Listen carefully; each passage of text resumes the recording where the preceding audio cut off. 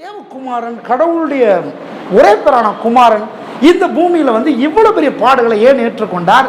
அந்த பாடுகளுக்கும் அவர் சிந்தின ரத்தத்துக்கும் அவருடைய இந்த 33.5 வருடம் ஒரு குறுகின ஒரு வாழ்க்கையின் காலத்துக்கும் என் வாழ்க்கைக்கும் என்ன சம்பந்தம் இருக்குது? அதனால எனக்கு என்ன பலன் என்பதை கொஞ்சம் சிந்தித்து பார்க்க வேண்டும். என்னுடைய ஒரு சின்ன புஸ்தகம் ஒன்று இருக்குது, இயேசு கிறிஸ்துவின் பாடு மரணம் உயிர்த்தெழுதலினால் நமக்கு கிடைத்திருக்கிற லாபங்கள் அப்படின்ற ஒரு புஸ்தகம் இருக்குது.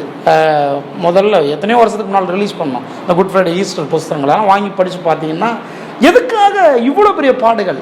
இதை நம்ம வரவேற்க வேண்டும். நம்மளுக்கு ஆராதனையில் சொன்னது போல இதை நாம் வரவேற்க வேண்டும். இதை உச்சி கொட்டிக்கிட்டு ஏன் ஆண்டவரே இவ்வளோ பெரிய பாடு அப்படின்னு சொல்லி இந்த பாடு மரணம் நடக்க விடாமல் நாம் தடுக்கக்கூடாது. பிசாசு தான் தடுக்க நினைச்சான். இது நடக்கக்கூடாது, இது உமக்கு நேரிடக்கூடாது. ஒரு முறை இயேசு சீஷர்களெல்லாம் வச்சுக்கிட்டு சொன்னார். என்ன சொன்னார்? நான் இப்படி பாடுபட போகிறேன், மரிக்க போகிறேன் அப்படின்னு சொன்ன உடனே பேதுரு சொல்கிறான், இது உமக்கு நேரிடக்கூடாது அப்படின்னா. நேரிடக்கூடாதுன்னு எல்லாம் ஆண்டவர் எல்லாரும் சீஷர்லாம் கைத்தட்டுங்க, இவன் தான் சரியான தீவிரவாதி எனக்காக அப்படின்னு சொன்னாரா? கிடையாது, அப்படி சொல்லலை. நேரிடக்கூடாதுன்னு சொன்ன உடனே ஒரு வார்த்தை சொன்னார். யார் கரெக்டாக சொல்றீங்கன்னு பார்ப்போம். சொல்லு, சத்தமா சொல்லு. கிரேஸ் சொல்லு, என்ன சொன்னார் இயேசு? பேதுருவை பார்த்து என்ன சொன்னாரு? அப்பாலே போ. எப்ப சொன்னாரு? இது உமக்கு நேரிடக்கூடாதுன்னு ஒன்ன சொன்னாரு. அப்பாலே போ. அப்படின்னா இது நேரிடக்கூடாதபடிக்கு யார் பார்க்கிறான்? பிசாசு பார்க்கிறான். இது நடக்கக்கூடாது, கல்வாரி சிலுவைக்கு இயேசு போகக்கூடாது, பாடுபடக்கூடாது, மரிக்கக்கூடாது, அடக்கம் பண்ணப்படக்கூடாது, அவர் உயிரோட எழும்பக்கூடாதுன்னு பிசாசு தான் தடுக்க பார்க்கிறான். நாமளும் என்ன செய்யறோம்? அவனோட சேர்ந்துக்கிட்டு உச்சி கொட்டிக்கிட்டு ஏன் உனக்கு இது நேரிடுதுன்ற மாதிரி நாம கவலைப்பட்டுட்டு உட்காந்துருக்கிறோம். நான் சொல்றேன், கிறிஸ்தவருடைய மிக முக்கியமான பண்டிகை கிறிஸ்துமஸ் பண்டிகை கிடையாது. கிறிஸ்தவருடைய மிக முக்கியமான பண்டிகை குட் ஃப்ரைடே, ஈஸ்டர். இதுதான் மிக முக்கியமான பண்டிகை. கைத்தட்டி ஒரு ஆமென் சொல்லுங்க பார்ப்போம். இது நடக்கிறதுக்கு தான் அவர் அப்படி பிறந்தார். இது நடக்கிறதுக்கு தான் கிறிஸ்துமஸ். இது நடக்கல, இது உருப்படியா நடக்கலன்னு வைங்க. இந்த குட் ஃப்ரைடே, இந்த ஈஸ்டர் உருப்படியா நடக்கலன்னா இன்னும் நீங்கள் நானும் பாவியாகவே இருப்போம். இன்னும் நீங்கள் நானும் ரட்சிக்கப்படாமலே இருப்போம். இன்னும் நம்முடைய வாழ்க்கை கேள்விக்குறியாவே இருக்கும். நமக்கு ஒரு நம்பிக்கை பிறக்காது. கல்வாரி சிலுவையில் இயேசு மரிக்காமல் போயிருந்தால் யோசித்து பாருங்க, இந்த பாடு மரணம் மட்டும் அவருக்கு நடக்காம போயிருந்தா, இது மட்டும் அவருக்கு நடக்காதபடிக்கு பிசாசு தடை பண்ணி அதை ஒரு மாதிரி பண்ணியிருந்தா, அவர் மட்டும் இந்த லைஃப்ல இருந்து எஸ்கேப் ஆயிருந்தா, யோசித்து பாருங்க, எஸ்கேப் ஆயிருந்தா, அவர் நமக்காக தானே இந்த உலகத்துக்கு வந்தாரு, மரிக்கத்தானே வந்தாரு, பாடுபடத்தானே வந்தாரு, மீட்கத்தானே வந்தாரு. அந்த வேலை நிறைவேறாமல் போயிருக்கும், பிறந்த நோக்கம் நிறைவேறாமல் போயிருக்கும். ஆகவேதான் இது ரொம்ப முக்கியம். இது நடந்தே தீர வேண்டும், இதை தான் கொண்டாட வேண்டும். இது நடந்தது நல்லது. சொல்லுங்க, இது நடந்தது நல்லது. சத்தமா சொல்லுங்க, இது நடந்தது நல்லது. அதனாலதான் தெரிஞ்சோ தெரியாம குட் ஃப்ரைடேன்னு வச்சிட்டாங்க, பேட் ஃப்ரைடேன்னு வைக்காம. நடந்ததெல்லாம் பார்த்தா எப்படி இருக்கு? பேட் ஃப்ரைடே மாதிரி இருக்குது. ஆனா பேர் மட்டும் எப்படி இருக்கு? குட் ஃப்ரைடே இருக்கு. குட் ஃப்ரைடே, இது நல்ல நாள். சொல்லுங்க, இது நல்ல நாள். சொல்லுங்க, வாழ்க்கைக்கான நல்ல நாள். அல்லேலூயா. இதுதான் நல்ல நாள், இதுதான் நமக்கு தேவையான நாள். இந்த நாளில் தான் சில முக்கியமான காரியங்கள் தீவிரமாக நிறைவேறி இருக்கிறது. ஆகவேதான் இதை கொண்டாடணும். இதை அப்படி என்ன சொல்றது, இது இந்த நாளில் என்ன செய்யணும் தெரியுமா? 2 விஷயம் பண்ணணும். ஒன்று, நான் நன்றி கடன் பட்டிருக்கேன், நன்றி உள்ள ஆளாக நிற்கணும். 2வது என்ன செய்யுமா? நம்முடைய வாழ்க்கையை ஒப்பு கொடுக்கணும். இந்த 2 காரியம் தான் இன்னைக்கு பண்ணணும். அதுக்கு மேலே அழக்கூடாது, ஒப்பாரி வைக்கக்கூடாது. அதுக்கு மேலே கஞ்சி குடிச்சுக்கிட்டு, கூழ் குடிச்சுக்கிட்டு. ஒருத்தர் கேட்டார் நேற்றுக்கு, பாஸ்டர் உங்கள் சர்ச்சில் என்னது அது என்னது கூழ் கொடுக்குறீங்களா அப்படின்னு கேட்டார். எதுக்குங்க கூழ் அப்படின்னு கேட்டேன். இன்னைக்கு தான் பிரியாணி கொடுக்கலான்னு யோசிச்சுட்டு இருக்கிறேன் அப்படின்னு. அவர் கூழ் கொடுக்குறீங்களா? ஏன்? இயேசு அவ்வளோ பெரிய பாடுகளை ஏற்றுக்கொண்டாரு, அதை நினைச்சு ஒரு கூழ் குடிக்கக்கூடாதா அப்படின்னு ரொம்ப என்னது விரதம் இருக்கிற மாதிரி ரொம்ப பரிதாபமா உட்காந்துருக்குறாங்க. கிடையாது, கிடையாது. இந்த கூழ் குடிச்சு விரதம் இருந்து இயேசுடைய பாடுகளுக்கு உச்சி கொட்டிக்கிட்டு அதுக்காக கிடையாது. இன்றைக்கு நாம் கொண்டாட வேண்டும். இது நடந்து முடிஞ்சிருச்சு. நடந்து முடிந்ததை எண்ணி நாம் நன்றி கடன் பட்டிருக்கிறோம். சொல்லுங்க, நான் நன்றி கடன் பட்டிருக்கிறேன். சத்தமா சொல்லுங்க, நன்றி கடன் பட்டிருக்கிறேன்.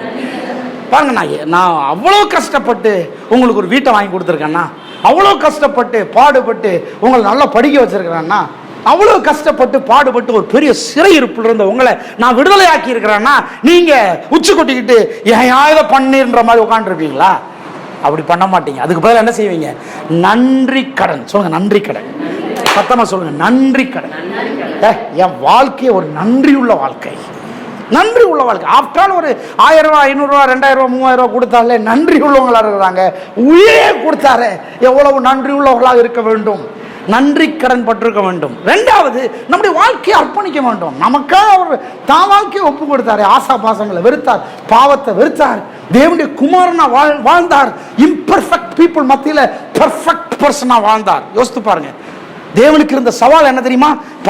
மனுஷன் பாவம் செஞ்ச உடனே தேவனுக்கு வந்த சவால் என்னன்னா, இம்பர்ஃபெக்ட் பீப்புள் மத்தியில் இவர் ஒரு பெர்ஃபெக்ட் பர்சனை அனுப்பி இம்பர்ஃபெக்ட் பீப்புளை பெர்ஃபெக்ட் பர்சனா மாற்றணும், பீப்புளா மாற்றணும். அதுதான் தேவனுக்கு இருந்த சவால்.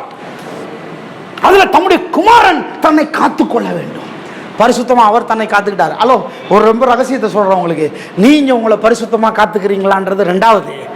நீங்கள் நீதிமானாகும்படியாக, நீங்கள் பரிசுத்தமானாகும்படியாக, நீங்கள் தேவனுடைய பிள்ளையாகும்படியாக, நீங்கள் தேவனுடைய ரத்தத்தினால் கழுவப்படும்படியாக, உங்களுக்கு அந்த பாக்கியம் ஸ்லாக்கியம் கிடைக்கும்படியாக இயேசு தன்னை பரிசுத்தமாய் காத்துக்கொண்டார். அதுதான் முக்கியம். கை தட்ட மாட்டேன்றீங்களே, ஆமென். அதுதான் முக்கியங்க. நான் பாவம் செஞ்சுட்டு இருக்கிறேன், நீங்க கவலைப்படாதீங்க, அதை குறித்து பெருசா யோசிக்காதீங்க. இயேசு உங்களுடைய பாவங்களை சுமந்து தீர்த்தார். பாவங்களை சுமந்து தீர்க்கிறதுக்கான தகுதி உள்ளவராக தன்னை காத்து கொண்டார். அதனாலதான் ரொம்ப முக்கியம். நீங்கள் நான் செஞ்ச பாவத்துக்காக அவர் பரிகாரியாக மாறினார், தண்டிக்கப்பட்டார், அவர் பலியானார். அவர் பலியாவதற்கு தகுதியானவராக இருந்தார். நல்லா கவனிங்க. அவர் பலியாகிறதுக்கு தகுதியான ஆள் வேணுமா? நான் சொல்ல கேட்குது புரியுதா? தண்டிக்கப்படுறதுக்கு தகுதியானவர் வேணுமா? ஹலோ, தண்டிக்கப்படுறதுக்கு தகுதியானவர்கள் வேணுமா? ஏங்க,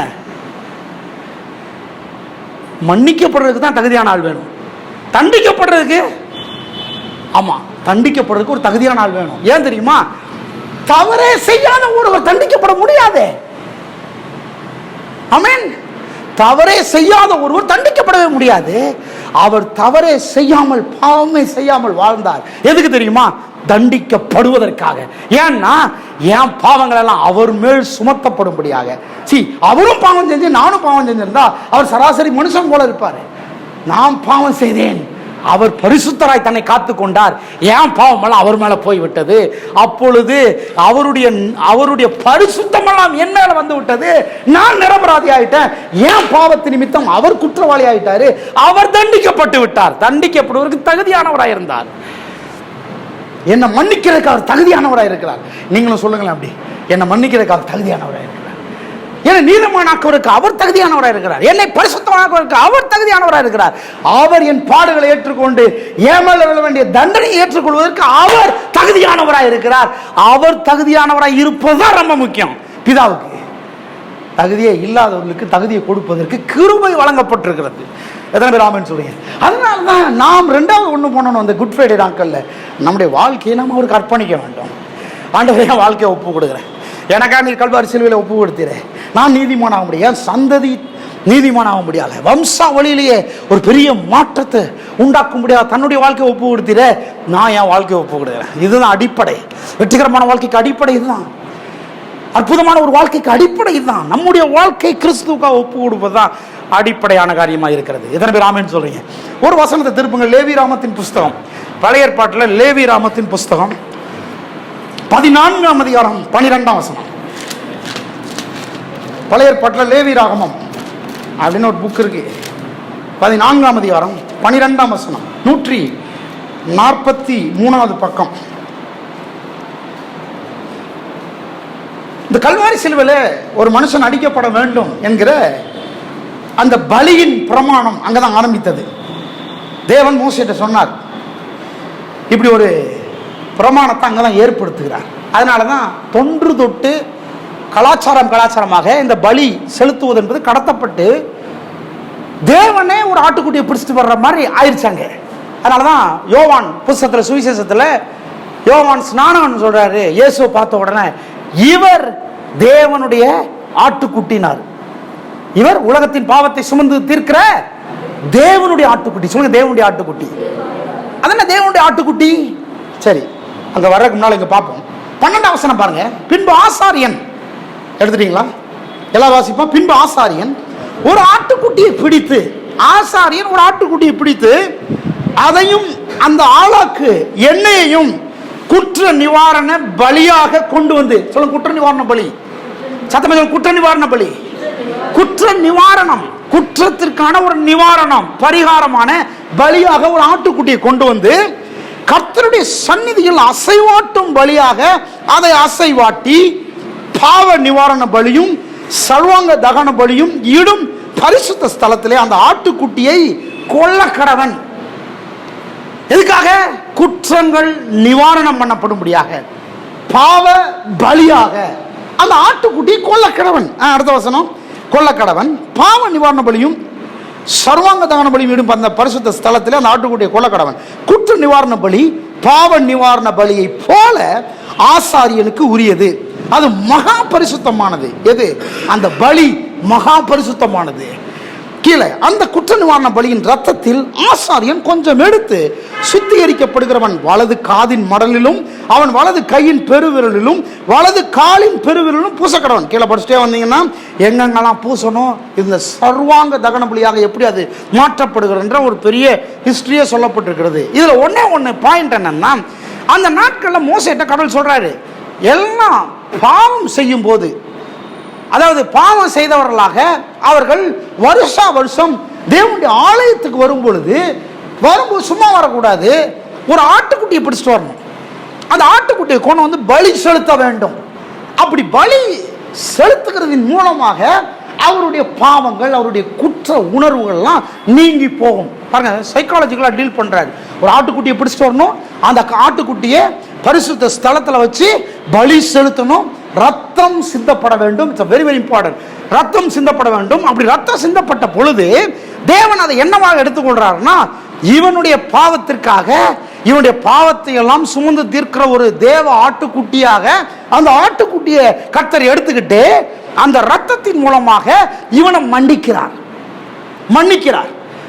தண்டனை யார் மேல? அந்த ஆட்டுக்குட்டியின் மேல. மன்னிப்பு யார் மேல? அந்த ஆசாரியன் மேல, அந்த மனுஷன் மேல. அப்போ இது பீரியட் எவ்வளவு? Period 1 year period. வேலிடிட்டி எவ்வளவு? 1 இயர் வேலிடிட்டி. ஒரு ஆட்டுக்குட்டியை பலி செலுத்தினா 1 வருஷம் வரைக்கும் அது தாங்கும். அப்புறம் அடுத்த வருஷம் தேவாலயத்துக்கு வரும் பொழுது இன்னொரு பழுதற்ற ஆட்டுக்குட்டியை பிடிச்சிட்டு வரணும். சொல்லுங்க, பழுதற்ற ஆட்டுக்குட்டியை பிடிச்சிட்டு வரணும். ஆமா, பைபிள் சொல்லு பழுதற்ற ஆட்டுக்குட்டியா இருக்கணும். பழுதற்ற ஆட்டுக்குட்டினா என்ன? பர்ஃபெக்ட் ஒரு கோட்டா இருக்கணும். அது அப்படின்னா என்னன்னா, அது கண்ணு குருடா இருக்கக்கூடாது, காது செவிடா இருக்கக்கூடாது, கால் ஊனமா இருக்கக்கூடாது. அது பெர்ஃபெக்டான ஆட்டுக்குட்டியா இருக்கணும். புரியுதா உங்களுக்கு? அது அது அது அது நல்லா கத்துறதா இருக்கணும், நல்ல ஆட்டுக்குட்டியா இருக்கணும். ஆட்டுக்குட்டியிலேயே அது நல்ல கொழுத்த ஆட்டுக்குட்டியா இருக்கணும். ரொம்ப என்ன சொல்ற, பர்ஃபெக்ட் ஆட்டுக்குட்டியா இருக்கணும். ஆகவே ஒவ்வொருத்தரும் எதை தேட ஆரம்பிச்சாங்கன்னா, பழுதற்ற ஆட்டுக்குட்டியை தேட ஆரம்பித்தார்கள். நல்லா கவனிங்க. ஒரு வருஷத்தினுடைய முடிவில் அவர்கள் அடுத்த வருஷம் கோயிலுக்கு வர்றதுக்காக எதை தேட ஆரம்பிச்சாங்க? பழுதற்ற ஒரு ஆட்டுக்குட்டியை தேட ஆரம்பிச்சாங்க. சொல்லுங்க, பழுதற்ற ஆட்டுக்குட்டி. இது இது ஹிஸ்டரி. இதுதான் கல்வாரி சிலுவையில் நடந்தது. பழுதற்ற ஆட்டுக்குட்டியை தேட ஆரம்பிச்சாங்க. பழுதற்ற ஆட்டுக்குட்டியை தேடி தேடி தேடி நம்முடைய முன்னோர்கள் சோர்ந்து போனவர்கள். அந்த ஆட்டுக்குட்டி தான் அவருடைய வாழ்க்கையினுடைய நிவாரணம். எதுக்கு? அடிச்சு நல்லா கடா வெட்டி சாப்பிட்றதுக்கா? இல்ல, அவருடைய பாவங்கள் மன்னிக்கப்படுவதற்கு, அவருடைய குற்றங்கள் நீக்கப்படுவதற்கு. சைக்காலஜிக்கலா அந்த ஆட்டுக்குட்டியின் ரத்தம் சிந்தப்பட்ட உடனே அவர்களுக்குள்ள ஒரு பெரிய நம்பிக்கை வருது. என்ன நம்பிக்கை தெரியுமா? என் பாவங்கள் மன்னிக்கப்பட்டு விட்டது, என்னுடைய சாபங்கள் நீக்கப்பட்டு விட்டது, நானும் என் பிள்ளைகளும், அது குடும்பத்துக்கு ஒரு ஆட்டுக்குட்டி, நானும் என் பிள்ளைகளும் நாங்கள் மன்னிக்கப்பட்டு விட்டோம், தேவன் இப்பொழுது எங்க மேல இரக்கமா இருக்கிறாரு, கிருபையா இருக்கிறாருன்னு சொல்லி அந்த ஆட்டுக்குட்டியின் மேல் அவருடைய நம்பிக்கை போனது. இப்படிதான் தோன்று தொட்டு இஸ்ரவேல் ஜனங்களுடைய வாழ்க்கையில இந்த கலாச்சாரம் கடத்தப்பட்டுக்கிட்டே வந்துச்சு. இதே அதிகாரத்தில் 17ஆம் வசனம் பாருங்க. 17, தன் உள்ளங்கையில் இருக்கிற மீதியான 18, தன் உள்ளங்கையில் இருக்கிற மீதியான எண்ணெயை சுத்திகரிக்கப்படுகிற தலையிலே வார்த்து கர்த்தருடைய சந்நிதியில் அவனுக்காக பாவ நிவர்த்தி செய்ய கடவன். 19, ஆசாரியன் பாவ நிவாரண பலியையும் செலுத்தி சுத்திகரிக்கப்படுகிறவனை தீட்டு நீங்க. அப்ப ஆட்டுக்குட்டியை பிடிச்சிட்டு வர்றவங்க யாரு? தீட்டுப்பட்டவர்கள். பாவிகள், துரோகிகள், கடன்பட்டவர்கள், கடவுளுக்கு பிரியம் இல்லாதவர்கள். கோயிலுக்கு வந்தவங்க எல்லாம் அப்படிதான். கோயிலுக்கு வந்தவங்க எல்லாம் ஒருத்த கூட யோகியம் கிடையாது. ஈவன் ஆசாரியன் கூட யோகியம் கிடையாது. ஆசாரியனை பற்றி தான் சொல்லுது. ஆசாரியன் முதல்ல தனக்குன்னு ஒரு ஆட்டுக்குட்டியை பிடிக்கணும். அவனும் ஆட்டுக்குட்டிய ரத்தத்தை சிந்தி அந்த ரத்தத்தை அவன் பூசிக்கணும். அப்போ வருஷம் வருஷம் கோயிலுக்கு வர்றது அவங்க எதுக்காக வர்றாங்கன்னா பாவ நிவர்த்தி பண்றதுக்கு தான் வராங்க. அப்ப அவங்க வாழ்க்கையில் ஒரு நம்பிக்கை இருந்துச்சு. என்ன நம்பிக்கைன்னா, ஏதாவது ஒரு கெட்ட காரியம் நடந்தா, ஏதாவது ஒரு தோல்வி நடந்தா, ஏதாவது ஒரு அவமானம் நடந்தா, ஏதாவது வாழ்க்கையில ஏதாவது பிரச்சனை நடந்தா அவங்க என்ன நம்புனாங்கன்னா, தான் வாழ்க்கையில அந்த பாவம் இப்படி பண்ணுது, அதுக்கு பரிகாரத்தை சரியா நம்ம செலுத்தாம போயிட்டோமோ அப்படின்ற எண்ணங்கள் அவங்களுக்குள்ள வந்துச்சு. அப்ப இந்த ஆட்டுக்குட்டியை அடிச்சு ரத்தம் சிந்தின உடனே அவர்களுக்குள்ள இருக்கிற எல்லா குற்ற உணர்வுகள், பாவ உணர்வுகள் எல்லாமே நீங்கினது என்று அவர்கள் உணர ஆரம்பித்தார்கள். லிட்டரலா இதை பண்ணிய தீரணும். அப்படி பண்ணும்போது என்ன நடக்குதுன்னா, ஹலோ என்ன கவனிங்க, அப்படி பண்ணும்போது என்ன நடக்குதுன்னா, இப்போ இப்படி யோசித்து பாருங்க. லிட்டரலா நீங்க நம்ம ஒரு 50 பேர் உட்காந்துருக்கோம்னு வைங்க. 50 பேர் 50 ஆட்டுக்குட்டியை பிடிச்சிட்டு வந்திருக்கிறீங்க. 50 ஆட்டுக்குட்டியை பிடிச்சிட்டு வந்திருக்கிறீங்க. இங்க ஆசாரியன் நான் ஒவ்வொரு ஆட்டுக்குட்டியா ஐசோ உன் ஆட்டுக்குட்டியை கொண்டு வா அப்படின்னு சொல்லி பலிபீடத்தில் நிறுத்தி தலையை வெட்டுறேன். வெட்டின உடனே என்ன வரும்? சத்தமா சத்தமா ரத்தம். ரத்தம் எப்படி வரும்? ஒரு ஆட்டை வெட்டுறேன், உயிருள்ள ஒரு ஆட்டை பிடிக்கிறதுக்கு பல்கா 2 பேர் நிற்கிறாங்க. ஒரு ஆட்டு தலையை வெட்டுறேன், என்ன வரும்? எப்படி வரும்? பீறிக்கிட்டு வரும். வருமா இல்லையா? வரும்போது எங்கெங்கெல்லாம் தெளிக்கும்? வெற்ற ஆள் மேலே தெளிக்கும், இங்க இருக்கிற பக்கத்தில் இருக்கிற ஆள் மேலே தெளிக்கும், செவுறு மேலே தெளிக்கும் இல்லையா? முதல் ஆட்டுக்குட்டியை வெட்டும்போது தெளிக்கும். சரி, அந்த ஆட்டுக்குட்டியை தூக்கி போட்டாச்சு. அது தூக்கி போடப்பட்ட இடத்துல அப்படியே ரத்தமா இருக்கும். ஆமென். சரி, 2வது யாரு? அம்மா நீ ஆட்டுக்குட்டியை கொண்டு வா. வெட்டுறோம், தெளிக்கும். 3வது 50 பேருடைய ஆட்டுக்குட்டியை இங்க வெட்டினா இங்க என்ன ஓடும்? சத்தமா ரத்த வெள்ளம் ஓடும். கடவுள் அந்த ரத்தத்தை பார்க்கும்போது யாரை பார்க்கிறார் தெரியுமா? தன்னுடைய சொந்த குமாரனை பார்த்தார். அந்த ரத்தத்தில் சொந்த குமாரனை பார்க்க. ஏன் தெரியுமா? ஏன்னா பழுதற்ற ஆட்டுக்குட்டி, பாவம் செய்யாத ஆட்டுக்குட்டி, குற்றம் அறியாத ஆட்டுக்குட்டி. அந்த ஆட்டுக்குட்டிக்கும் இவன் செஞ்ச பாவத்துக்கும் சம்பந்தமே இல்லை. சம்பந்தம் இல்லாத ஒன்று ஏவனோ ஒருவன் செய்த பாவத்திற்காக பலியாவதை பார்க்கும்போது அங்க ஆதியிலே ஆதாம் செய்த பாவத்தின் நிமித்தம் தேவன் தம்முடைய குமாரனை அறிவித்தாரே, அந்த ரத்தத்தை அங்கே அவர் பார்த்தார். ரத்த வெள்ளம் ஓடும், ரத்த வெள்ளம் ஓடும். இன்னைக்கு நம்ம 50 பேர் வெட்டினாலே ரத்தம் 6 ஓடும்னா அன்னைக்கு எத்தனை? 30 லட்சம் ஜனங்கள். எத்தனை லட்சம்? சத்தியமா சொல்ல 30 லட்சம் ஜனங்கள். அந்த வருஷம் ஆட்டுக்குட்டியை வெட்டுறதுக்குன்னு பல மாதம் ஆகும். பிரியமானவர்களே, லைன்ல நிற்பாங்க, ஒரே லைன்ல நிற்கும். சீக்கிரம் ஏன் ஆட்டுக்குட்டி அடிங்க, ஏன் ஆட்டுக்குட்டி அடிங்க, என் குடும்பத்துக்காக அடிங்க, என் பிள்ளைகளுக்காக அடிங்க, கதறிட்டு நிற்பாங்க. ஆசாரியனுடைய அந்த கத்தி ஓயாமல் வெட்டி கொண்டே இருக்கும். அந்த தேவாலயத்தில் அந்த ஓலை சத்தம் கேட்டுக்கொண்டே இருக்கும். ஆடு கத்தி கொண்டே இருக்கும். வெட்டி தூக்கி போட்ட ஆடு பதறி அது துடித்து கொண்டே இருக்கும். இதெல்லாம் என்னத்துக்கு அடையாளம் தெரியுமா? பாவத்தின் அந்த இன்பத்துக்கு அடையாளம். பாவம் எவ்வளவு பெரிய தாக்கத்தை உண்டு பண்ணுகிறது, ஒரு பாவி எவ்வளவு பெரிய விதத்தில் தண்டிக்கப்பட வேண்டியவனா இருக்கிறான் என்பதற்கு அடையாளமா இருக்கிறது. தேவன் பரலோகத்திலிருந்து பார்க்கிறார். தான் பிரமாணம். இப்படி ஆக்சுவலா என்ன நடக்கணும்? ஐசு ஆட்டுக்குட்டியை கொண்டு வர்றதில்லை. ஐசு தான் தலையை சாய்க்கணும். ஐசுடைய தலை தான் வெட்டப்படணும். ஆக்சுவலா நம்ம பாவம் செய்வர்கள் யாரோ நம்முடைய தலை தான் வெட்டப்படணும். நாம தான் தண்டிக்கப்படணும். நம்ம தான் துடிச்சுக்கிட்டு கிடக்கணும். நம்முடைய பாவத்தினுடைய பரிகாரமாக நாம தான் இருந்திருக்கணும். ஆனால் பாவம் செய்த பொழுது, குற்றம் செய்த பொழுது, பாவ சந்ததிகளாக நாம பிறந்தபடினால் நாமே நம்முடைய பாவத்துக்கு நிவாரணம் செலுத்த தகுதியற்றவர்களாய் மாறி போனோம். பாவி நானே எப்படி விடுதலையாக்கி கொள்ள முடியாதே. அதனாலதான் கர்த்தர் ஒரு ஆட்டுக்குட்டியை தீர்மானித்தார். அந்த ஆட்டுக்குட்டி எனக்கு விடுதலையை தரும்படியாக எனக்கு பதிலாளாய் மாறுகிறது. தான் ரத்தத்தை சிந்து, குற்றம் இல்லாத ரத்தம், பாவமே இல்லாத ரத்தம். அப்போ அந்த ரத்தம் சிந்தப்பட்டு ஆறா ஓடும் போது தேவன் அதை எப்படி பார்க்கிறார்னா, அந்த ரத்தத்தினாலே நம்முடைய பாவங்கள் கழுவப்பட்டதாக பார்க்கிறார். நம்முடைய பாவங்கள் கழுவப்பட்டதாக பார்க்கிறார். இது ஒரு பெரிய நம்பிக்கை உண்டாகுது அருமையானவர்களே. அதனாலதான் பாருங்க, அதனாலதான் ஒரு காரியத்தை இப்படி நம்ம புரிஞ்சுக்கணும். கிறிஸ்தவ சபை இப்படி புரிஞ்சுக்கணும். கிறிஸ்தவ சபை என்ன சொல்லுது? பாவம் செய்யாத, பாவம் செய்யாத, பாவம் செய்யாத, பாவம் செய்யாதன்னு சொல்லிட்டு இருக்குது. நான் சொல்றேன், பாவம் செய்யாதே என்றது ஓகே, அது ஓகே தான். ஆனால் இந்த ரத்தம் சிந்தப்பட்டது நீங்களா? ரத்தம் நீங்களா சிந்தினீங்க? பாவம் செஞ்சாலா ரத்தம் சிந்தினீங்க? பாவம் செய்த நபர் ரத்தம் சிந்தலையே சார். பாவம் செய்த நபர் அந்த பாவத்தின் நிவாரணத்துக்காக ஒரு ஆட்டுக்குட்டியை தானே சார் பிடிச்சிட்டு வந்தாரு. அந்த ஆட்டுக்குட்டியின் ரத்தம் தானே நம்மளை கழுவுகிறது. எது கழுவுது நம்மளை? அந்த ஆட்டுக்குட்டியின் ரத்தம் தானே கழுவுது. அதனாலதான் நான் சொல்றேன், அந்த ஆட்டுக்குட்டியின் ரத்தம், அந்த ஆட்டுக்கு தெரியாது தான் எதுக்கு சாகரனே தெரியாது, யாருக்காக சாகரனே தெரியாது, எதுக்காக ரத்தம் சிந்தப்படுதுனே தெரியாது. ஆனால் நம்மை படைத்த தேவனுக்கு தெரியும். அந்த ஆட்டுக்குட்டியின் ரத்தத்தின் மூலமாக நாம் செய்ய போகிற அனைத்து பாவங்களையும் கல்வாரி சிலுவையின் மூலமாக கழுவி விட்டிருக்கிறார். கை தட்டி ஒரு ஆமென் சொல்லுங்க. சகல பாவ நிவாரண பலியாக, சகல பாவ நிவாரண பலியாக ஆட்டுக்குட்டியினுடைய ரத்தம் இருக்கும். யோவான் 1ஆம் அதிகாரத்துக்கு திருப்புங்க. இதைதான் அப்போஸ்தலனாகிய அந்த யோவான் ஸ்நானகன் சொல்றான் பாருங்க. யோவான் 1ஆம் அதிகாரம் 29ஆம் வசனத்துல இருந்து. அப்போ ஒவ்வொருவரும் ஒரு ஆட்டுக்குட்டியை பிடிச்சிட்டு வரணும்.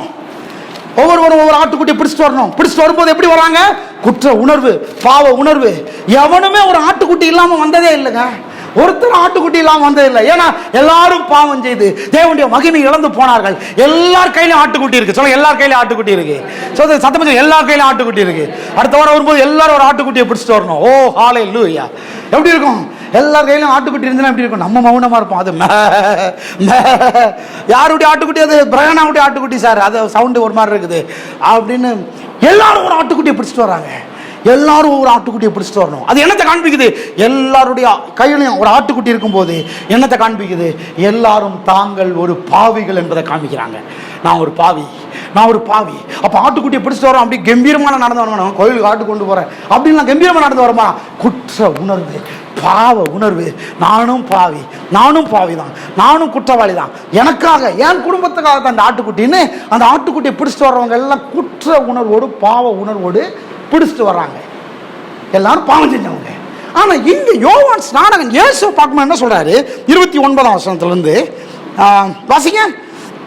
யோவான் அவர்களுக்கு 26ல இருந்து பாருங்க. எல்லாரும் பைபிளை பாருங்க. 26ல இருந்து யோவான் அவர்களுக்கு பிரதியுத்தரமாக, நான் ஜலத்தினாலே ஞானஸ்நானம் கொடுக்கிறேன், நீங்கள் அறியாதிருக்கிற ஒருவர் உங்கள் நடுவிலே இருக்கிறார், அவர் எனக்கு பின் வந்தும் என்னிடம் மேன்மையுள்ளவர், அவருடைய பாதரட்சியின் வாரை அவிழ்ப்பதற்கு கூட நான் பாத்திரன் அல்ல என்றான். இவைகள் யோர்தானுக்கு அக்கறையில் யோவான் ஞானஸ்நானம் கொடுத்த பெத்தாபராவிலே நடந்தன. மறுநாளில் அடுத்த நாளில் யோவான் இயேசுவை தன்னிடத்தில் வர கண்டு, இப்போ எல்லாரும் பாவிகள் எல்லாரும் யோவான் ஸ்நானகிட்ட வந்து ஞானஸ்நானம் எடுத்துக்கிறாங்க. அப்படி ஞானஸ்நானம் எடுத்துக்கிட்டு இருந்த அடுத்த நாள்ல இயேசு யோவான் ஸ்நானகிட்ட வராரு. ஹலோ, இயேசு யோவான் ஸ்நானகிட்ட வராரு. சரி, எல்லாரும் யோவான் ஸ்நானகிட்ட வந்து தங்கள் பாவங்களை அறிக்கையிட்டு ஞானஸ்நானம் எடுத்துக்கிட்டாங்க, நல்லது. ஏன்னா எல்லாரும் பாவிகளாக உணர்ந்தாங்க, நல்லது. ஆனா இயேசுவும் ஞானஸ்நானம் எடுக்கிறதுக்காக வராரு.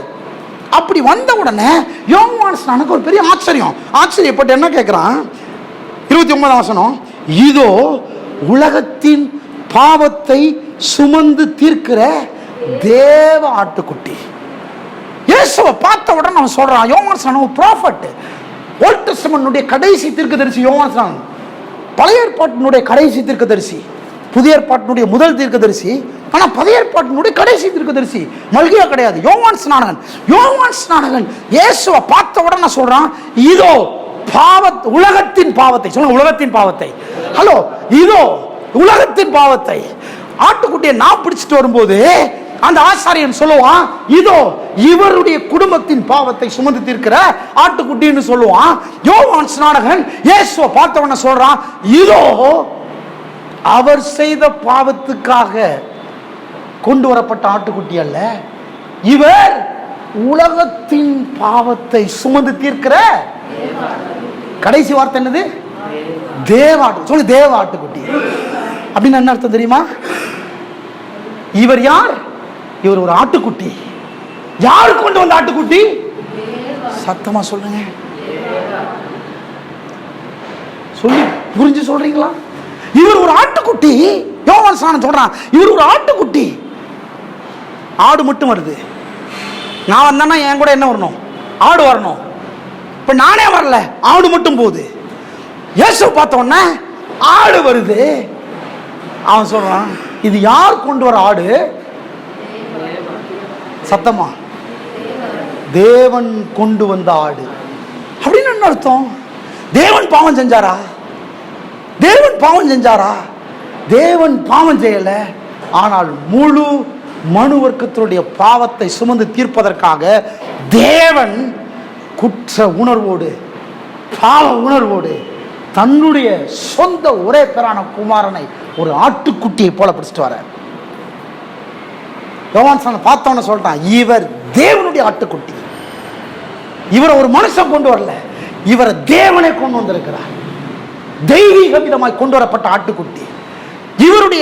இவருடைய ரத்தம் சிந்தப்படுகிறதின் மூலமாக இவருடைய பாவம் அல்ல, ஏன்னா இவர் பாவம் செய்ய போறதில்லை. இவர் பாவ நிவாரண பலியாக கொண்டு வரப்பட்டிருக்கிறார்.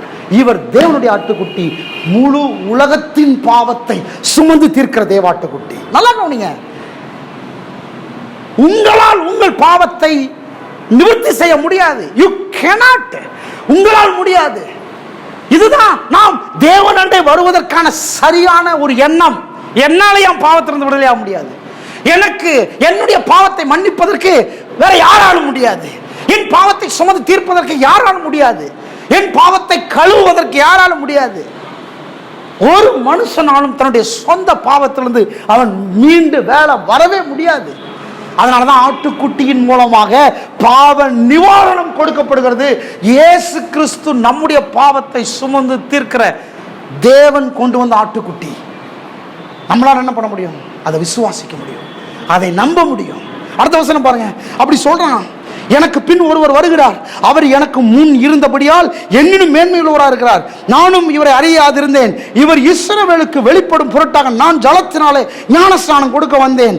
யோவான் சாட்சியாக சொன்னான், ஆவியானவர் புறாவை போல வானத்திலிருந்து இறங்கி இவர் மேல் தங்கினதை கண்டான். பரிசுத்த ஆவியானவர் மேலே இறங்குறார், புறாவை போல இறங்குறாரு. மேல இருந்து ஒரு சத்தம் வருது, இவர் என் நேச குமாரன், இவரில் நான் பிரியமாயிருக்கிறேன்னு பிதா தம்முடைய ஒரே பேரான குமாரனை தன்னுடைய ஆட்டுக்குட்டியாக முழு உலகத்தின் பாவத்தை சுமந்து இருக்கிற பாவ நிவாரண பலியாக கல்வாரி சிலுவைக்கு ஒப்பு கொடுக்கிற அடையாளமாக இந்த குமாரனை கொண்டு வரார். ஏசு யாரு? தேவாட்டுக்குட்டி, தேவன் கொண்டு வந்த ஆட்டுக்குட்டி. அப்ப ஆதியிலே இது யோவான் மூலமா சொல்லிட்டாரு. அவர் மூலமா தான் பாவ நிவாரணம், அவர் மூலமா தான் பலி, அவர் மூலமா தான் ரத்தம். அப்போ நம்முடைய முன்னோர்கள் பழுதற்ற ஒரு ஆட்டுக்குட்டியை தேடி தேடி தேடி தேடி சோர்ந்து போனவர்கள். ஆனால் நாமோ ஆட்டுக்குட்டியை தேடி சோர்ந்து போனவர்கள் அல்ல. அந்த பழுதற்ற ஆட்டுக்குட்டியை நாம் கிறிஸ்துவில் கண்டுபிடித்து விட்டோம். கையை தட்டி ஒரு ஆமென் சொல்லுங்க பாப்போம். நம்முடைய ஆட்டுக்குட்டி கிறிஸ்து. நாம ஒரு ஆட்டுக்குட்டியை கொண்டு வரல, நம்முடைய ஆட்டுக்குட்டி கிறிஸ்து. இன்னைக்கு ஆட்டுக்குட்டி, புறா எல்லாம் கொண்டு வந்தாங்க, ஆனா நம்முடைய ஆட்டுக்குட்டி கிறிஸ்து. அவங்க கொண்டு வந்த ரத்தம் ஆட்டின் ரத்தம், ஆனா நாம கொண்டு வந்த ரத்தம் கிறிஸ்துவின் ரத்தம். நமக்காக பலியிடப்பட்டது கிறிஸ்து, நமக்காக சிந்தப்பட்டது இயேசுவின் ரத்தம். அந்த ஆட்டுக்குட்டியின் புறாக்களின் ரத்தத்தை காட்டிலும் கர்த்தராகிய இயேசுவின் ரத்தம் மகா பரிசுத்தம் உள்ள ரத்தம். எத்தனை பேர் ஒரு ஆமென் சொல்றீங்க? நம்முடைய பாவங்களற கழுவின ரத்தம், நம்முடைய வியாதிகளை சுகமாக்குகிற ரத்தம். இன்னைக்கும் இயேசுவோட ரத்தத்தை குறித்து தான் நீங்க பேசலான்னு வந்தேன். நிறைய காரியங்கள் இருக்கு. இயேசுவோட ரத்தத்தை கொண்டு போய் இன்னைக்கும் நீங்க ஹாஸ்பிட்டலில் வச்சீங்கன்னா அது இட்டர்னல் லைஃப், நித்திய ஜீவனை தந்துடும். அதனாலதான் பாருங்க, ஒவ்வொரு ஹாஸ்பிட்டலாலையும் மரணம் நடக்காம தான் தடுக்க முடியும். அதாவது மரணத்திலிருந்து எப்படியாவது விடுதலையாக்க ட்ரை பண்ணலாம். ஆனால் ஒவ்வொரு சபையிலும் கொடுக்கப்படுகிற திருவிருந்து உங்களுக்கும் எனக்கும் நித்திய ஜீவனை தருகிறது. ஹல்லேலூயா. ஒரு மனுஷன் ஐசியூல போராடி மரிக்கிறதுக்கான தருவாயில் இருக்கும்போது அவனுக்கு முதல்ல அவங்க கவனிக்கிறது என்னன்னா, ரத்தம் இருக்கான்னு பாருங்க, ரத்தம் கரெக்டா இருக்கான்னு பாருங்க, கம்மியாயிடக்கூடாது. அதுதான் பார்த்துட்டு இருக்கிறாங்க. ஏன்னா அதுல தான் ஆக்சிஜன் வருது, அதுல தான் அவன் பிழைக்கிறதுக்கான எல்லா தகுதியும் கிடைக்குது. எல்லா விதமான சகல அந்த ரசாயன பொருட்களும் ரத்தத்துல தான் இருக்குது. ஏன்னா பைபிள் சொல்றது ஒரு உயிரினுடைய ஒரு ஒரு ஒரு ஒரு ஒரு உயிரினத்தினுடைய உயிர் அதனுடைய ரத்தத்தில் இருக்குன்னு சொல்லப்பட்டிருக்கிறது. அப்ப அதனாலதான் ரத்தம் சிந்திச்சுனால அந்த நபர் செத்துக்கிட்டு இருக்கிறார் அர்த்தம். ஆமென். ரத்தம் சிந்தப்பட்டாலே அந்த நபர் உயிர் போயிட்டு இருக்குன்னு அர்த்தம். அப்போ அந்த ரத்தத்தில் தான் உயிர் இருக்குது. நான் சொல்கிறேன், ஒரு ரத்தத்தை கொண்டு போய் கொடுத்தா அந்த உயிரை காப்பாற்றிடலாம். ஆனால் இயேசுவின் ரத்தத்தை ஒவ்வொரு வாரமும் ஒவ்வொரு மாதமும் நீங்கள் சபையில் வந்து பருகிறதின் மூலமாக நீங்கள் உயிர் பெறதில்லை, உங்களுடைய உயிர் நித்திய உயிராய் மாறுகிறது, நித்திய ஜீவனாய் மாறுகிறது. இதை தவிர்க்கவே கூடாது, இதை தவிர்க்கவே கூடாது. இல்லைங்க நான் பாவம் செஞ்சுட்டேன். ஆமாங்க, பாவம் செஞ்ச ஆளுக்கு தான் அந்த ரத்தம் தேவை. ஹலோ, பாவம் செஞ்ச ஆளுக்கு தானே ஆட்டுக்குட்டி தேவை. எனக்கு கோயிலில் இருக்கும்போது சொன்னாங்க, பாவம் செய்தவர்கள் இந்த திருவிழத்தில் பங்கு பெறக்கூடாது. யார் சொன்னா? ரத்தத்தை யார் கொண்டு வந்தா? பாவம் செஞ்சவன் தானே கொண்டு வந்தான். எத்தனை பேர் ஆமீன்னு சொல்றீங்க? சத்தமா சொல்றீங்களா இல்லையா? பாவம் செய்த மனிதனுக்கு தான் ரத்தம் தேவை. பாவம் செஞ்சவங்க ரத்தத்தில் பங்கு பெறக்கூடாது. பாவம் செஞ்சவங்க இயேசுவுடைய சரீரத்தை புசிக்க கூடாது, பானம் பண்ணக்கூடாது. நாங்க சரி ரைட்டு, இப்ப பானம் பண்ணல, இப்ப நீங்க திருவிருந்தில் பங்கு பெறல, அடுத்த வாரம், அடுத்த மாசம், அடுத்த வாரம் சார் இப்படி தானே இருப்பீங்க. அப்போ எப்போதான் திருவிருந்தில் பங்கு பெறுவீங்க? எப்போதான் உங்களுடைய ஜீவன் நித்திய ஜீவனா மாறும்? எப்போதான் நீங்க சுகம் பெறுவீங்க? எப்போதான் சாபத்திலிருந்து விடுதலை ஆவீங்க? நான் சொல்லுகிறேன், இதுல நீங்கள் விசுவாசத்தோடு பங்கு பெற வேண்டும். இந்த ரத்தத்தை பார்க்கும்போது, இந்த சரீரத்தை பார்க்கும்போது, எனக்காக பிற்கப்பட்ட சரீரம், எனக்காக சிந்தப்பட்ட ரத்தம், இது என் பாவங்களை கழுவுகிறது. பாவங்களால கழுவுவதற்கு இந்த ரத்தமும் இந்த சரீரம் தான் தகுதியானது என்று நீங்கள் நம்பி அதில் பங்கு பெற வேண்டும். கையை தட்டி ஒரு ஆமென் சொல்லுங்க. அப்படி நம்பி பங்கு பெற வேண்டும். ஆமா சார், அடுத்து நான் பாவத்தை செய்யாம இருப்பேன் அப்படின்றதுக்கு எந்த நம்பிக்கையுமே இல்லையே. அது பிரச்சனை கிடையாது, பிரச்சனை கிடையாது. அதை பற்றி கவலைப்படாதீங்க. இந்த ரத்தம் உள்ள போகணும். ஏன்னா உயிர் ரத்தத்தில் இருக்குது. அதை போலவே பாவமும் எங்கதான் இருக்குது? ரத்தத்தில் தான் பாவமும் இருக்குது. ஏன் தெரியுமா? ஏன்னா எங்க அப்பா ரத்தம் தானே எனக்குள்ள கடத்தப்பட்டிருக்குது. ஏன் தானே என் பிள்ளைக்குள்ள கடத்தப்பட்டிருக்கிறது. ஒவ்வொரு மனுஷனுடைய சுபாவங்களும் குணங்களும் எங்கிருந்து கடத்தப்படுது? Through blood. பிளட். வியாதி எப்படி கடத்தப்படுது? பிளட். சாபம் எப்படி கடத்தப்படுது? Blood. Through blood. Character through blood. ரத்தத்தின் மூலமா தான் குணம் கடத்தப்படுது, ரத்தத்தின் மூலமா தான் சாபம் கடத்தப்படுது, ரத்தத்தின் மூலமா தான் பாவம் கடத்தப்படுது, ரத்தத்தின் மூலமா தான் எல்லாம் கடத்தப்பட்டிருக்குது. அப்போ இந்த ரத்தத்தை கிளீன் பண்ணணும்னா, உள்ள இருக்கிற ரத்தம் சரியாகணும்னா, உள்ள இருக்கிற ரத்தத்தின் பாவம் சாபம் சரியாகணும்னா, உள்ள இருக்கிற ரத்தத்தினுடைய அந்த அந்த அந்த அந்த சாவடிக்கிற தன்மை சரியாகணும்னா, நான் சொல்கிறேன், நீங்கள் திருவிருந்தில் பங்கு பெற்றே தீர வேண்டும்.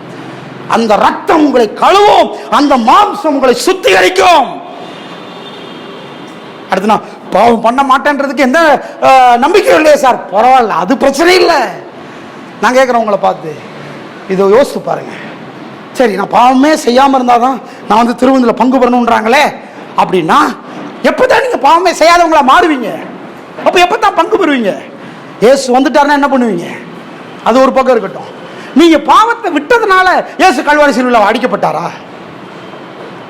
இது நடந்திருந்தா நான் வந்து சிலுவையில் அடிக்கப்படுறேன்னு சொன்னாரா? இங்க பாருங்க, நான் உங்களை பார்த்து ஒரு கேள்வி கேட்குறேன். நான் வந்திருக்கிறேன், தேவன் என்ன தான் சிலுவையில் அடிக்கிறக்கா கூப்பிட்டு வந்திருக்கிறாரு. நான் உங்கள்கிட்ட இப்போ ஒரு மீட்டிங் நடத்துகிறேன். இங்கே பாருங்க, நீங்கள் எல்லாரும் யோக்கியமானவர்களாக மாறினீங்கன்னா நான் என் வாழ்க்கையை சிலுவைக்கு ஒப்பு கொடுக்குறேன் அப்படின்னு நான் சொன்னேன்னா, ஏசு அப்படி சொன்னாரா? அப்படி சொல்லலை. நான் முதல்ல சொன்னேன், இம்பர்ஃபெக்ட் பீப்புளுக்காக பர்ஃபெக்ட் பர்சன் வந்தார். எதுக்கு? இம்பர்ஃபெக்டா மாத்துறதுக்கு. எப்படி இம்பர்ஃபெக்டா மாத்துறாரு? நீங்க மாறினீங்கன்னா நான் சிலுவையில் அடிக்கப்படுறேன்னு சொல்லல, நான் சிலுவையில் அடிக்கப்பட்டு உங்களை மாத்துகிறேன்னு சொல்றாரு. கை தட்ட மாட்டேன்றீங்க.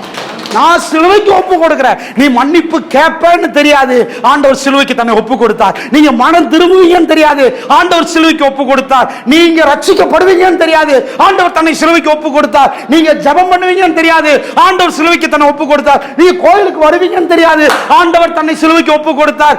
நீங்க மாறுவீங்கன்னு அவருக்கு தெரியாது, ஆனா சிலுவைக்கு ஒப்பு கொடுத்தார். என்ன நம்பிக்கையில ஒப்பு கொடுத்தார்? என் ரத்தம் உங்களை மாற்றும் என்கிற நம்பிக்கையில ஒப்பு கொடுத்தார். என் ரத்தம் உங்களை மாற்றும், என் சாக்ரிஃபைஸ் உங்களை மாற்றும், என் லைஃப் உங்களை மாற்றும். மாற்றத்தை தேர்ந்தெடுப்பது நீங்கள். நான் மாற்றத்தை திணிக்கலான்றாரு. நான் மாற்றத்தை திணிக்கல. இயேசு ஒரு நாளும் மாற்றத்தை திணிப்பதில்லை. இயேசு மாற்றத்தை முக்கியப்படுத்துகிறார். You have to receive, you have to choose change. மாற்றத்தை நீங்கள் தேர்ந்தெடுக்க வேண்டும், ஒப்பு கொடுப்பை தேர்ந்தெடுக்க வேண்டும். எத்தனை பேரோட ஆமேன்னு சொல்றீங்க? பேசிட்டே போகலாம். ஆமேன், ஹல்லேலூயா. ஒரு 5 கடகடன்னு சொல்றேன். 1, சிலுவையிலே யார் வேண்டுமானாலும் மரிக்கலாம், சிலுவைகளை யார் வேண்டுமானாலும் செய்யலாம். சிலுவை மரத்திலேயோ இரும்புலையோ எந்த உலோகத்தில் வேண்டுமானாலும் சிலுவைகள் செய்யலாம். சிலுவையில் போய் யார் வேண்டுமானாலும் சுமக்கலாம், யார் வேணாலும் மரிக்கலாம். ஆனால் இயேசு மட்டும் தான் நம்முடைய பாவத்தை சுமக்க முடியும். ஹல்லேலூயா. நம்மளால சிலுவை வேணா சுமக்க முடியும். சிலுவை சுமந்துட்டே போறாரு. இந்த படத்தை பார்த்தீங்கன்னா தெரியும். இயேசு பேஷன் ஆஃப் தி கிரைஸ்ட்ல படம் பார்த்தீங்கன்னா தெரியும். சிலுவை சுமந்துட்டே போறாரு. அவரால் அந்த வெயிட்டை தாங்க முடியல. அடி உரிச்சு தொங்க விடுறாங்கல்ல, வெயிட்டை தாங்க முடியல. ரத்தம் சிந்துது. வெயில், ஏப்ரல் மாதம் வெயில் எப்படி இருக்கும் யோசித்து பாருங்க. சிலுவையை தூக்கி உங்களை நடக்க விட்டால் எப்படி இருக்கும்? செருப்பு இருப்பு இல்லாமல். அவ்வளோதான், ஒரு அடி நகர மாட்டோம். தூக்கிட்டு மேலே ஏறுறாரு. மலை மேலே ஏறும்போது அவரை தூக்க முடியல. கீழே விழுந்து விழுந்து எந்திக்கிறாரு.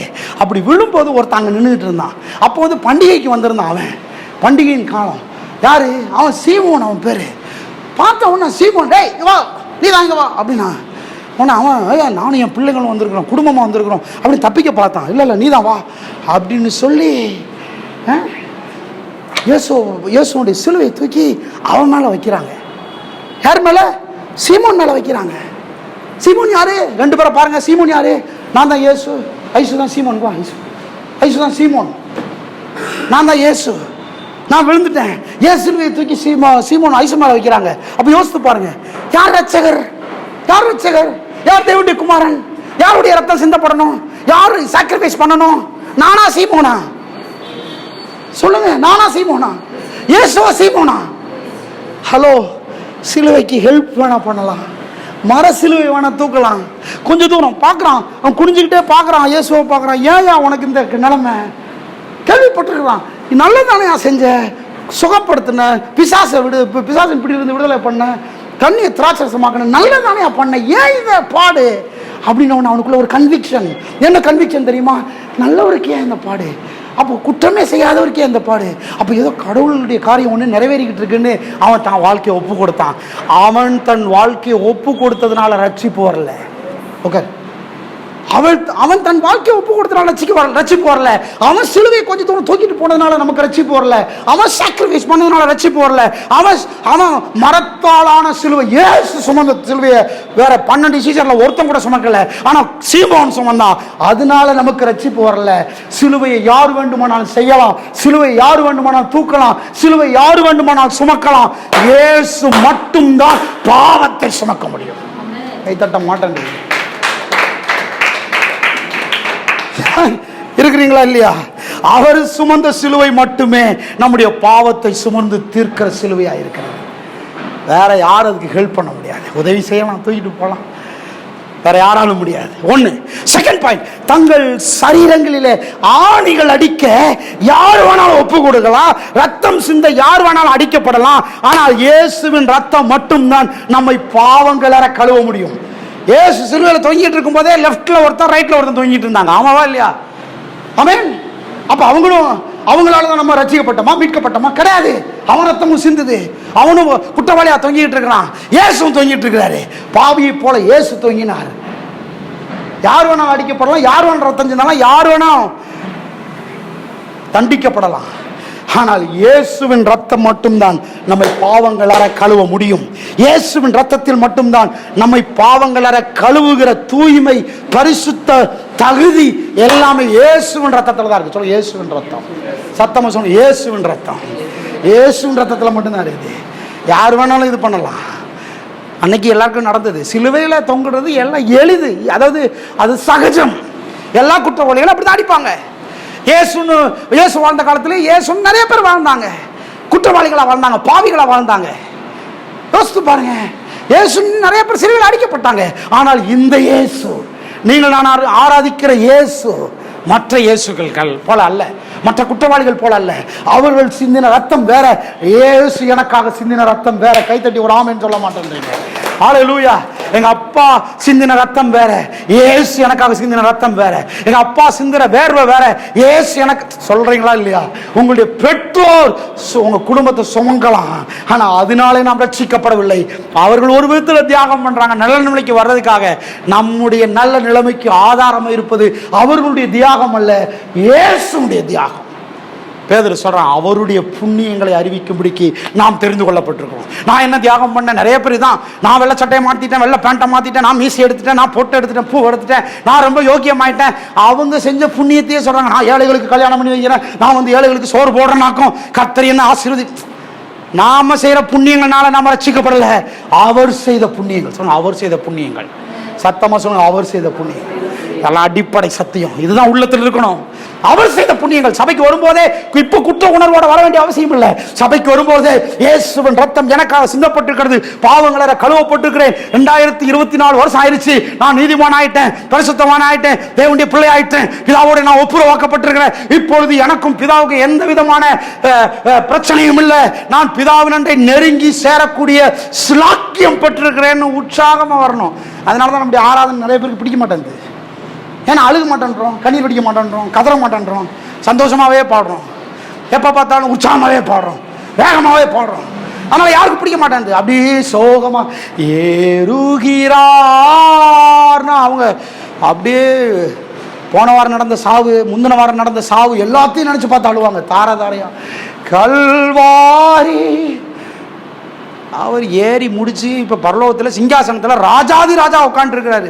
மேலே உட்காந்து பார்ப்பாரு, ஏழை என்னடா ஆச்சு உங்களுக்கு, ஏன்டா அப்படி இருக்கிறீங்க, எல்லாம் முடிஞ்சிருச்சுப்பா, எல்லாம் இதெல்லாம் நடக்கணும். சொல்லுங்க நடக்கணும், சத்தம் சொல்லுங்க நடக்கணும். ஆமா சொல்லுங்க நடக்கணும். ஏசு எனக்கா மரித்தது நல்லது, ஏசு மரணத்தை நான் கொண்டாடுறேன், ஏசுடைய மரணம் எனக்கு தேவை. அவர் மரிக்காம மட்டும் போயிருந்தா நான் உருப்படியா இருந்திருக்க முடியாது. எத்தனை பேர் ஆமென் சொல்றீங்க? மூன்றாவது, குற்றம் செய்கிற எவர் வேண்டாலும் தண்டிக்கப்படலாம், ஆனால் சிலுவையில தண்டிக்கப்படுகிற எல்லாரும் இயேசுவாகி விட முடியாது. எத்தனை பேர் ஆமென் சொல்றீங்க? குற்றம் செய்கிற எல்லாரும் தண்டிக்கப்படுகிறார்கள், தண்டிக்கப்படுகிற எல்லாரும் இயேசுவாகி விட முடியாது. இயேசு மட்டுமே தான் செய்த குற்றங்களுக்காக அல்ல, முழு மனு வர்க்கத்தினுடைய குற்றங்களுக்காக, பாவங்களுக்காக தண்டிக்கப்பட்டார். இயேசுவை ஃபோக்கஸ் பண்ணுங்க. எல்லாரும் தண்டிக்கப்படுறாங்க, எல்லாரும் பாவம் செஞ்சவங்க, ஆனால் இவர் பாவமே செய்யாமல் தண்டிக்கப்பட்டிருக்கிறார். அதனாலதான் இயேசு ரொம்ப முக்கியம். நான்காவது, இயேசு நன்மை செய்தும் இகழப்பட்டார், பிறரை மீட்பதற்காகவே தண்டிக்கப்பட்டார், நியாயம் இல்லாமல் பகைக்கப்பட்டார், பாடுகளுக்கு உட்படுத்தப்பட்டார், நீதியின்படியே தேவரகமான நோக்கத்தின்படியே இப்படிப்பட்ட ஒரு வாழ்வை ஏற்றுக்கொண்டார். He accepted. அந்த வாழ்க்கை அவர் ஏற்றுக்கொண்டார். சொல்லுங்க ஏற்றுக்கொண்டார். ஆமா, அவர் தெரிஞ்சுதான் வந்தார். எல்லாம் வாழ்றதுக்காக வர்றாங்க, இயேசு சாவதற்காகவே வந்தார். கைத்தட்டி ஒரு ஆமென் சொல்றீங்களா? ஆமென். நாம நினைக்கிறோம் வாழணும்னு நினைக்கிறோம், இயேசு சாகணும்னே வந்தார். எப்படா வந்தவொடனே சொல்லிட்டாரு, ஏலே நான் பாடுபட போறேன், அடிக்கப்பட போறேன், மறிக்க போறேன். வந்த உடனே சொல்லிட்டாரு, வந்த உடனே தன்னுடைய மரணத்தை அனௌன்ஸ் பண்றாரு. ஏன்டா நான் அதுக்காகத்தான் வந்தேன்றார். சொல்லுங்க, நான் அதுக்காகத்தான் வந்தேன். ஆமா, இயேசு அதுக்காகத்தான் வந்தார். இயேசுக்கு அஞ்சாவது, இயேசுக்கு நடந்த எல்லாவற்றிலும் ரெண்டு தெரியுது. ஒன்று, வீழ்ச்சி அடைந்த மனுவருக்கும் யாருன்னு காமிச்சிட்டாங்க. ஆனால் அந்த சூழ்நிலையின் மத்தியிலே பிதாவாகிய தேவன், குமாரனாகிய இயேசு, பரிசுத்த ஆவியானவர் யார் என்பது அங்கே வெளிப்படுத்தப்பட்டிருக்கிறது. நான் சொல்றேன், உங்களுடைய நல்வாழ்வில், என்னுடைய நல்வாழ்வில் தேவன் மிகவும் அக்கறை உள்ளவராக இருக்கிறார். எத்தனை பேர் ஆமென் சொல்றீங்க? சொல்லுங்க, என் வாழ்வில் அக்கறை உள்ளவராக இருக்கிறார். ஒரே வசனத்தை வாசித்து முடிப்போம். ரோமர் 8:32 வாசிங்க. ரோமர் 8:32 எல்லாரும் எழுமி நின்று வாசிப்போம், முடிப்போம். ரோமர் 8:32. ரீகபலபரபு. ஹalleluya, ஹalleluya. எல்லாரும் எழுமி நின்று வாசிப்போமா? பிள்ளைங்க எல்லாரும் சத்தமா வாசிங்க. Yes father God, good Friday, amen. நல்ல வெள்ளி. வாசிப்போம். 8:32 32 டிவியில் வருது பாருங்க, அந்த வசனத்தை கூட எல்லாரும் பாருங்க. பைபிள் இல்லைனா 8:32 தம்பி, 8:32. தேவன் தம்முடைய சொந்த 32 சொந்த குமாரன் என்றும் பாராமல் 32 தம்முடைய சொந்த குமாரன் என்றும் பாராமல் நம்ம எல்லாருக்காகவும் அவரையே யார் ஒப்பு கொடுத்தா? யார் ஒப்பு கொடுத்தா? இயேசு ஒப்பு கொடுத்தாரா, தேவன் ஒப்பு கொடுத்தாரா? சத்தமா சொல்லுங்க, இயேசு ஒப்பு கொடுத்தாரா, தேவன் ஒப்பு கொடுத்தாரா? நல்லா கவனிங்க. இவர்தான் அப்பா, இவர் ஒப்பு கொடுத்துட்டாரு. என்ன சிலுவையில் இவரே ஒப்பு கொடுத்துட்டாரு. அப்போ இது நடக்காம போக முடியாது. என்ன பிரதர் சொல்றீங்க? நடக்காம போக முடியாது. பிசாசு தான் நடக்க விடாம பார்க்கலாம் அப்படின்னு நினைக்கிறான். பிசாசுக்கு தான் நடக்கக்கூடாது. ஏன்னா சிலுவையில் அடிக்கப்பட போறது இயேசு இல்ல, சிலுவையில் அடிக்கப்பட போறது இவனுடைய தலை. இவன் தலை நசுக்க போறாரு. பிதாவுடைய மீட்பின் திட்டத்துல ஒரு பெரிய ரகசியம் அடங்கி இருக்குது. இயேசுவை கொல்லல, பிசாசை கொல்றாரு. கை தட்ட மாட்டேன்றீங்களே. இயேசுவை கொல்லல, வியாதியை கொல்றாரு. இயேசுவை கொல்லல, மரணத்தை கொல்றாரு. இயேசுவை சிலுவையில் அடிக்கலங்க, சாபத்தை சிலுவையில் அடித்தார். அதனாலதான் கிறிஸ்தவ நம்பிக்கை பெரியது. அதனாலதான் doctrine of Christianity is very very important, very powerful thing. இயேசுவை அல்ல, பிசாசு அடிக்கிறாரு. ஆதியாகமம் 3:15 சொன்னார், அவர் உன் தலையை நசுக்குவார், நீ அவர் குதிங்காலை சிலுவையில நசுக்கி போடுவார். தலையை நசுக்கிற வேலையை தான் அங்க பண்ணாரு. அதனாலதான் பிதா ஒப்பு கொடுத்தார். தேவன் தம்முடைய சொந்த குமாரன் என்றும் பாராமல் நம்ம எல்லாருக்காகவும் அவரை ஒப்பு கொடுத்தார். பிதா ஒப்பு கொடுத்துட்டான்னா முடிஞ்சு. அவரை ரிட்டர்ன் வாங்க முடியாது, இயேசுவை ரிட்டர்ன் வர முடியாது, பிசாசை தடுக்க முடியாது, பேதுரு தடுக்க முடியாது, சீஷர்கள் தடுக்க முடியாது, மரியாள் தடுக்க முடியாது, யோசேப்பு தடுக்க முடியாது, அண்ணன்மார்க, தம்பிமார்க, தங்கச்சிமார்க எவனும் தடுக்க முடியாது. ஒருத்தர் பிரசங்கம் பண்ணாரு, இவ்வளவு பெரிய பிரசங்கம் நடந்துகிட்டு இருக்குது, சீஷர்லாம் எங்க ஓடி போனாங்க? ஓடி போக வச்சாரு தேவன். கைத்தட்டுங்க ஒரு ஆமென் சொல்லுங்க.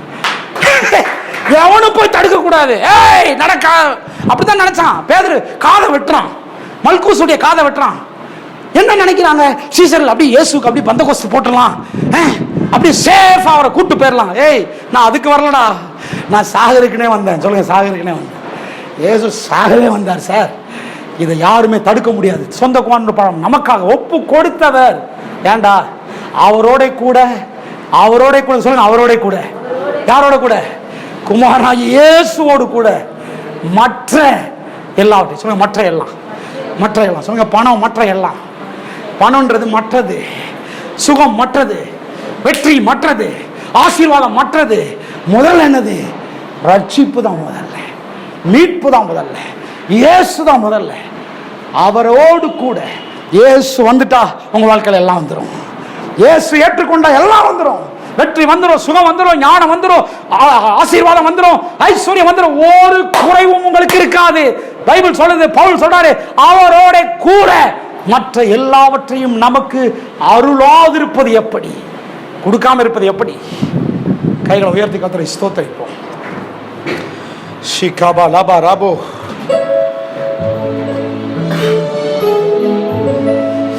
ஷிகாபா லபா ராபோ.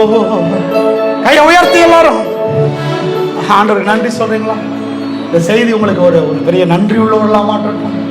உங்க நாமம் உயரணும், இன்று மேன்மை அடையணும். பாடுவேன், பாடுவோம் அல்லேலூயா. கைகளை உயர்த்தி உங்க நாமம் உயரணும், இன்று மேன்மை அடையணும். பாடுவேன், பாடுவோம் அல்லேலூயா. ஹalleluya, ஹalleluya, ஹalleluya. யாவே ஹாலே ஹalleluya, ஹalleluya. சிகபலபரபலபர. நன்றி உணர்வு வருதா? ஒரு நன்றி உணர்வு வருதா? உங்களை கர்த்தர் நல்லவராக மாற்றி இருக்கிறார், ஆசீர்வதிக்கப்பட்டவர்களாக மாற்றி இருக்கிறார். கர்த்தர் மிகவும் நல்லவர். சிகபலபரபோ.